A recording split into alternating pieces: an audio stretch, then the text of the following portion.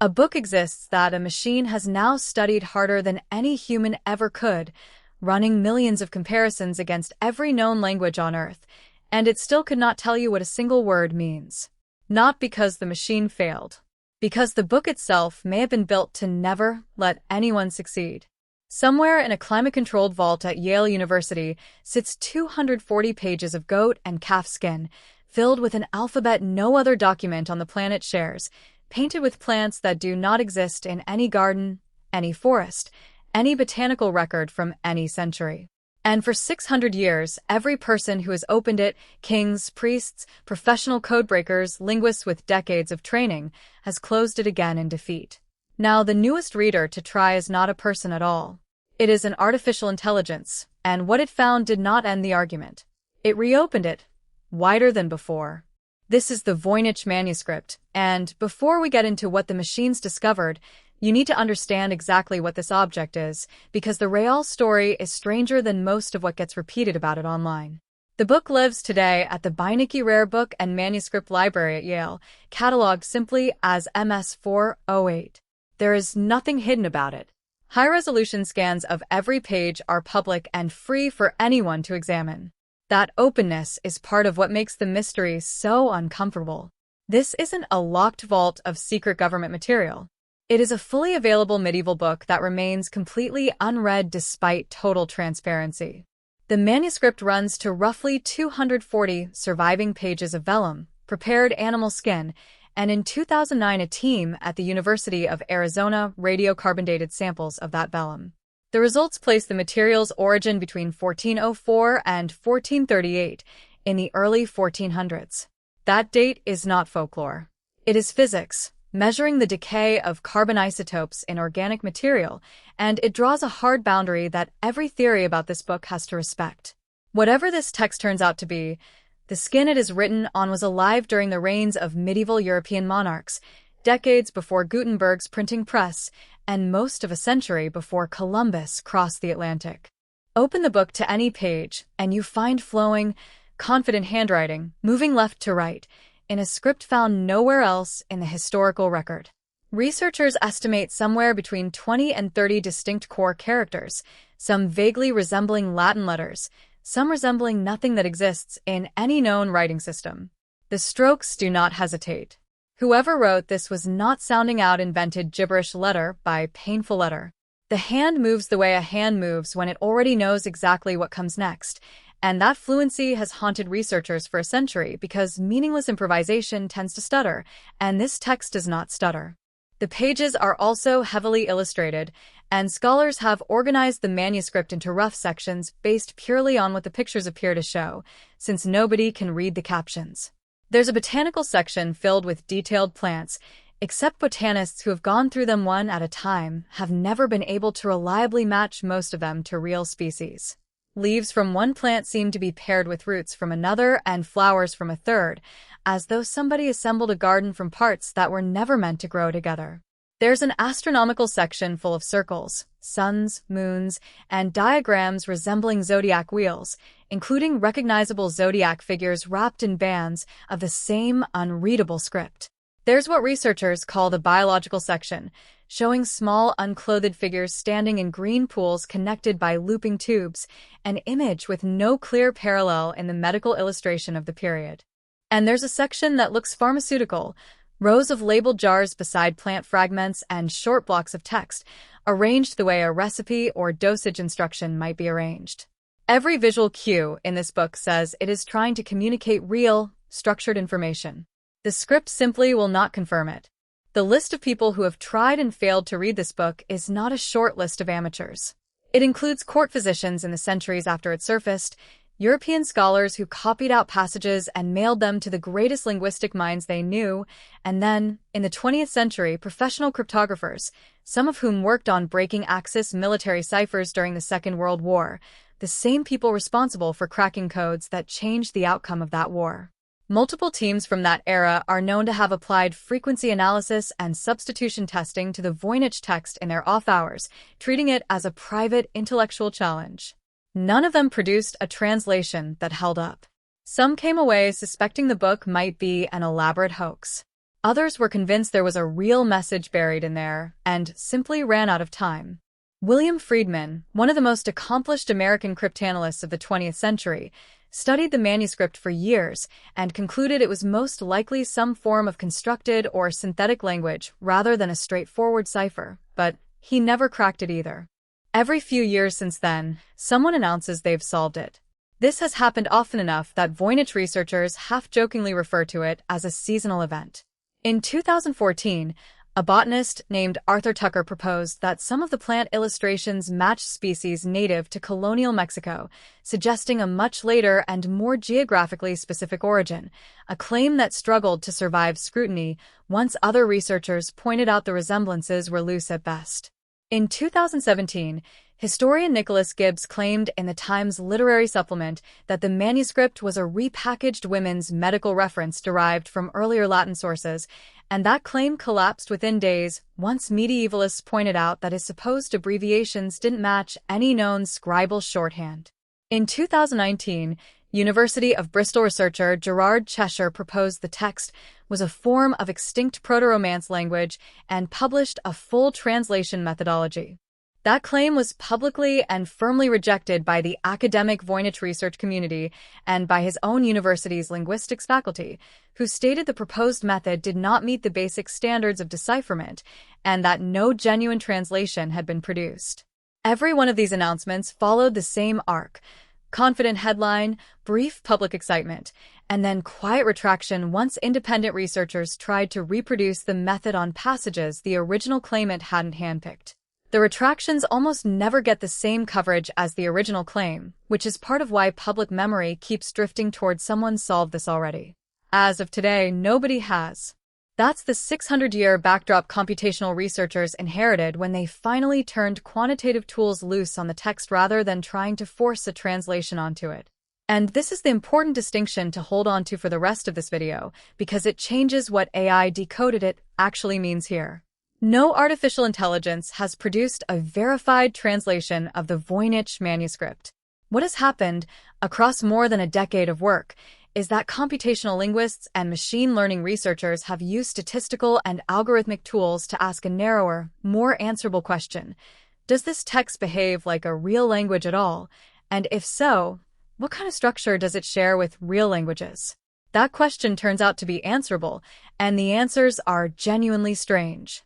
The most influential of these studies came out of the University of Manchester in 2013 from physicist Marcello Montemurro and his colleague Damian Zanet, published in the journal PLOS One. Rather than guessing at a candidate language, they treated the manuscript as a pure information system and applied methods from information theory, the same mathematical framework used to measure how much genuine information a signal carries versus how much is just noise. They compared the long-range statistical structure of Voynich words against several real languages, including English and Latin, as well as against nonsense control sequences and even genetic sequences like yeast DNA. Their finding was that the Voynich text showed a complex, long-range organization in how certain word types clustered and recurred across the manuscript, a pattern that closely resembled the way real languages organize meaningful keywords across a document, and one that was not well explained by random generation. They were even able to extract clusters of associated terms that behaved like topic-specific vocabulary, meaning particular words seemed to cluster reliably around particular sections, exactly the way subject-specific vocabulary clusters in an ordinary text about, say, plants or astronomy. Their conclusion, stated cautiously in the paper itself, was that this pattern supports the idea that a genuine underlying message is more likely present than not. That paper did not go unchallenged, and it's worth being honest about that, because a fair account of this story includes the pushback. Researcher Gordon Rugg, who has spent years arguing the manuscript could be a meaningless hoax produced using a simple mechanical grid and table method, published a detailed rebuttal arguing that some of the patterns Montemurro and Zanet highlighted could also emerge from certain non-meaningful text generation methods, and that the paper hadn't fully ruled that out. That back and forth is still unresolved in the academic literature. Neither side has produced a knockdown argument that ends the debate. A separate and more recent line of work has come from computational linguists trying to identify what family, if any, the underlying language might belong to, using natural language processing techniques originally built for machine translation. A 2017 study by Greg Kondrak and Bradley Hauer at the University of Alberta used an algorithm designed to detect the most probable source language of an unknown text by testing it against hundreds of known languages, and their model flagged Hebrew as the statistically closest match among the languages tested, then used an anagram-based decoding method to reconstruct a handful of readable words. The result was a single sentence in English that, on the surface, seemed to parse as coherent instructions involving priests and marriage. It made headlines within days.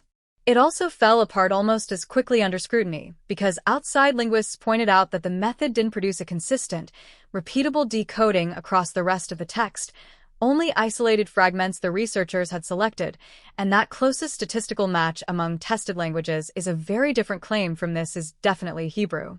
Kondrak himself has been careful in later interviews to describe the work as evidence about statistical similarity, not a translation. More recent work has applied newer neural network and large language model techniques to the same underlying question, treating the transliterated Voynich text, using the standard European Voynich alphabet transcription system that converts the unknown glyphs into a fixed set of Latin characters for analysis purposes as a raw sequence and measuring its entropy, its predictability, and its word frequency distribution against a huge range of real and constructed languages. These newer analyses have consistently reproduced the same core finding from a decade earlier. The text is not statistically random. Word frequencies follow a distribution shape, sometimes called Zipf's law, that closely matches how real natural languages distribute common versus rare words, and this shape is difficult to produce by accident or through a simple random generation process. At the same time, these same tools have flagged features that no confirmed natural language displays, most notably an unusually high rate of near-identical or fully repeated words sitting immediately next to each other in the same line, a pattern vanishingly rare in genuine written language, but which does show up in text produced by certain mechanical or template-based generation methods. Researchers analyzing scribal behavior have also noted the near-total absence of the kind of corrections, crossouts, and abbreviations you'd expect from a scribe genuinely composing or translating meaning in real time, which is consistent either with someone copying a source text they already fully understood, or with a method that didn't require understanding at all. So here is the honest, unglamorous version of what the machines have actually told us, without exaggerating it into decoded. The statistical evidence is genuinely split, and every serious computational study over the past decade has landed in roughly the same place. Too structured, in its word distribution and clustering, to be pure gibberish, but exhibiting internal features, the repetition patterns especially, that no confirmed human language has ever been shown to produce. That combination is precisely why the three leading theories remain standing side by side today, exactly as they have for decades, none of them eliminated by the data. The first theory holds that this is a genuine natural language, possibly one that has left no surviving relatives, making it effectively untranslatable without a bilingual reference text, the kind of anchor that let scholars finally crack Egyptian hieroglyphs once the Rosetta Stone gave them parallel text in a known language. No such anchor exists for Voynichese. The second theory holds that it's a cipher, a deliberately encoded message sitting on top of a real underlying language, and if that's true, it would be among the most durable ciphers ever constructed, having outlasted trained cryptanalysts who broke the machine ciphers of 2 world wars. The third theory holds that it's an elaborate hoax, and researchers like Gordon Rugg have demonstrated that certain mechanical text generation methods, using a grid or table of syllable fragments, can produce text with some Voynich-like statistical properties without any underlying meaning at all. Though critics of that theory point out it has never fully reproduced every statistical feature researchers have measured in the real manuscript, and it still has to explain why someone in the 1400s would go to such extraordinary lengths, across 240 pages of expensive vellum, to fake a book with no obvious buyer or purpose recorded in the historical record. What the AI and statistical research has genuinely done is narrow the argument without settling it. It has made the pure random nonsense position much harder to defend, since the word distribution evidence keeps landing on the side of structure rather than noise, across multiple independent studies using different methods over more than 10 years. But it has simultaneously made the obviously a real, readable language position harder to defend too, since the repetition patterns and the absence of natural scribal error keep showing up no matter which language or generation model researchers test the text against. In other words, the computational tools have done exactly what good instruments are supposed to do. They've replaced vague impressions with measurable facts, and those facts happen to point in two directions at once. It's worth saying plainly because there is a lot of misleading content about this manuscript circulating online. No research team, human or artificial, has published a verified, peer-reviewed, reproducible translation of the Voynich Manuscript. Every claim to the contrary that has surfaced in the last decade, including the Hebrew anagram result, the proto-Romance claim, and the repackaged medical text claim, has been publicly contested and has not held up when other researchers tried to apply the same method to passages the original author didn't select. If a genuine, reproducible translation is ever confirmed, it will be because independent teams can apply the same decoding method to new, previously untested pages and get consistent, coherent results, not because one team says they've cracked it. So, where does that leave us?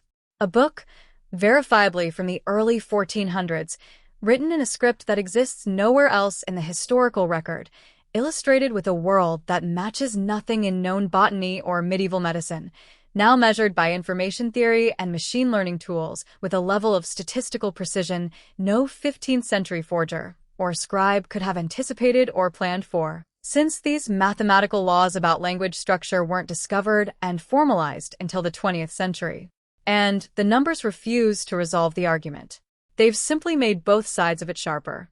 The believers in a genuine hidden message now have real quantitative evidence that the text is too organized to be random. The skeptics who suspect an elaborate hoax now have equally real quantitative evidence that the text does things no confirmed human language has ever been shown to do.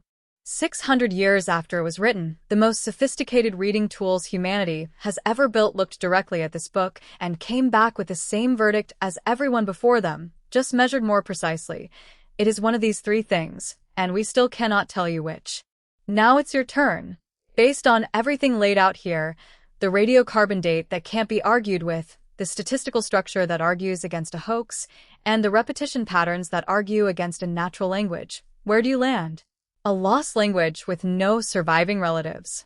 An unbroken cipher that has outlasted the codebreakers who won a world war. Or the most patient hoax ever committed to vellum. Drop your reasoning in the comments, and let me know which other unsolved historical text you'd want to examine next with the same kind of computational approach. Subscribe if you want to be here when the next one gets tested.